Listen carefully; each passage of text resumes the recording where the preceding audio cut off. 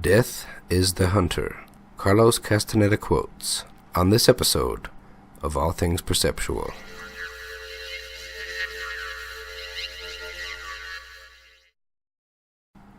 Is it possible to see our death? I asked, trying to remain within the topic.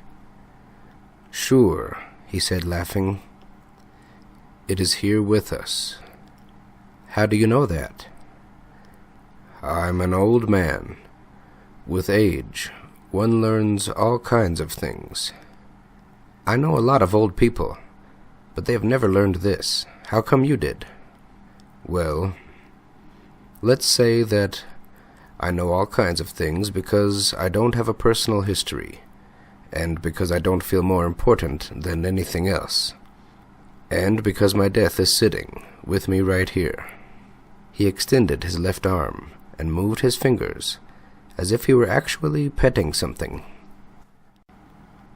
Think of your death now, Don Juan said suddenly. It is at an arm's length. It may tap you at any moment, so really, you have no time for crappy thoughts and moods. None of us have time for that. I have no doubts or remorse. Everything I do is my decision and my responsibility. The simplest thing I do, to take you for a walk in the desert, for instance, may very well mean my death.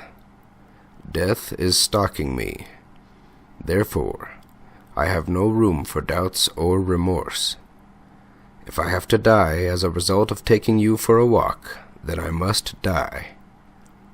You, on the other hand, feel that you are immortal, and the decisions of an immortal man can be cancelled or regretted or doubted.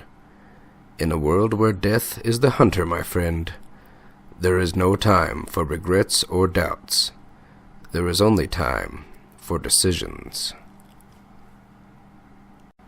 It doesn't matter what the decision is, he said.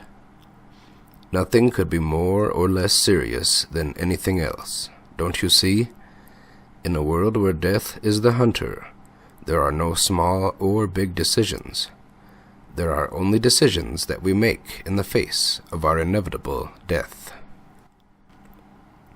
A hunter must not only know about the habits of his prey, he must also know that there are powers on this earth that guide men and animals and everything that is living.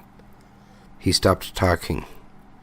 I waited, but he seemed to have come to the end of what he wanted to say.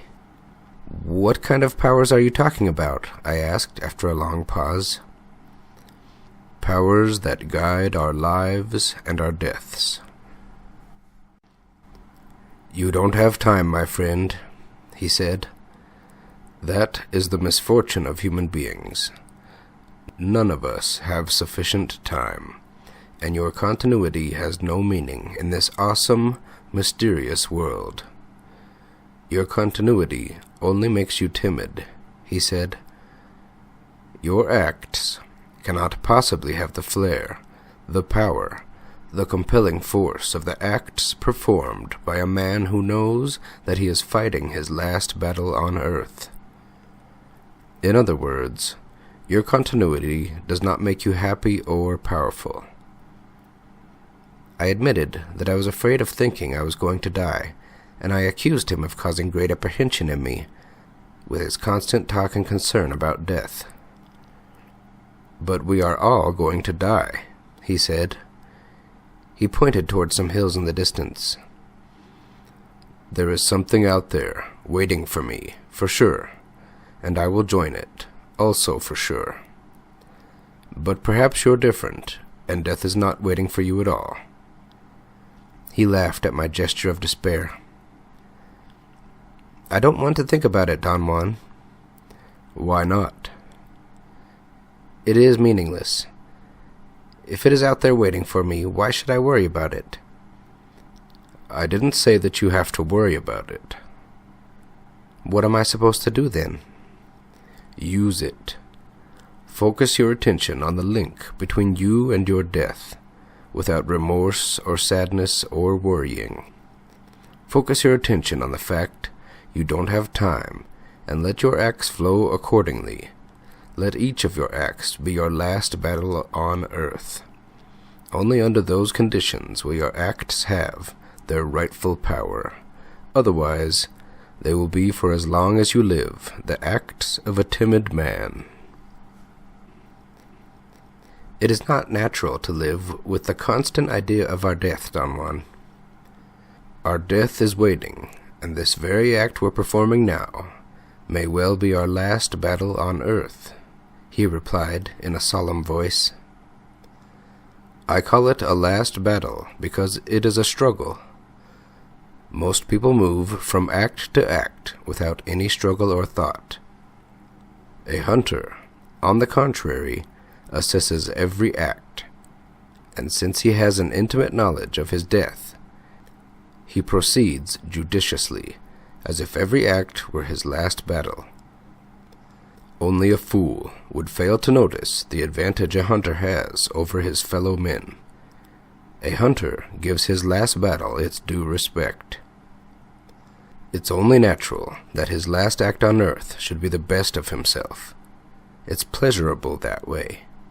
It dulls the edge of his fright. Death is always waiting, and when the warrior's power wanes, death simply taps him. Thus, to venture into the unknown without any power is stupid. One will only find death. Is death a personage, Don Juan? I asked as I sat down on the porch. There was an air of bewilderment in Don Juan's look. He was holding a bag of groceries I had brought him. He carefully placed them on the ground and sat down in front of me. I felt encouraged and explained that I wanted to know if death was a person or like a person when it watched a warrior's last dance. What difference does it make? Don Juan asked. I told him that the image was fascinating to me, and I wanted to know how he had arrived at it. How he knew that that was so. It's all very simple, he said. A man of knowledge knows that death is the last witness because he sees. Do you mean that you have witnessed a warrior's last dance yourself? No. One cannot be such a witness. Only death can do that. But I have seen my own death watching me as I have danced to it, as though I were dying. At the end of my dance, death did not point in any direction, and my place of predilection did not shiver, saying goodbye to me. So my time on earth was not up yet, and I did not die. When all that took place, I had limited power, and I did not understand the designs of my own death. Thus I believed I was dying. Was your death like a person? You're a funny bird. You think you are going to understand by asking questions. I don't think you will, but who am I to say? Death is not like a person. It is rather a presence. But one may also choose to say that it is nothing, and yet it is everything. One will be right on every count. Death is whatever one wishes. I am at ease with people, so death is a person to me. I am also given to mysteries, so death has hollow eyes for me. I can look through them. They are like two windows, and they move, like eyes move. And so I can say that death, with its hollow eyes, looks at a warrior while he dances for the last time on earth.